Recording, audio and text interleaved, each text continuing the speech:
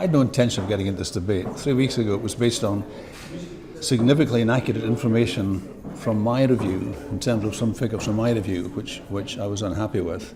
And what happened last week was this N56 group, which is backed by a Yes Scotland director, I understand, came out with spectacular headlines: an additional 21 billion barrels of oil equivalent, potentially recoverable from the North Sea, from unconventional shale resources offshore. I mean, frankly, that's an insult to the intelligence of the Scottish people. You cannot easily, well, first of all, if it was true, a whole lot of oil and gas companies would be doing it right now. There's one very small company looking to see what can be done. Secondly, you cannot economically exploit shale offshore. You need a huge number of wells, which are very expensive, and that's not going to work. You might manage to try and drill into some of the oil rock offshore and possibly frack that. No one's done that so far. The zone they're talking of doing it in, the Kimmerid zone, has been very highly exploited. It's been one of the main producing zones in the North Sea.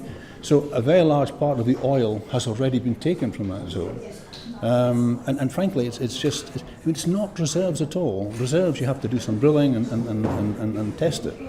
So what you suddenly get the Scottish people faced with, gee, here's a whole new source of oil and gas we didn't have before. You may as well say Scotland could be very rich from its coal reserves, because we've got massive amount of coal in Scotland, but it's not economically exploitable. We will undoubtedly have some oil and gas in the shale, and we'll have some oil in the rocks. But every sign right now is that it's not going to be economically exploitable. The very fact that the man on the street opens his newspapers and sees an additional 21 billion, and that's what some of the headlines were, from the North Sea, with a number of people apparently, indicating that's not unreasonable. I think it's completely misleading. This is the most important voting decision I suspect Scotland will ever make. And for goodness sake, let's try and get it based on some degree of realism and facts, not effectively highly speculative or even fantasy.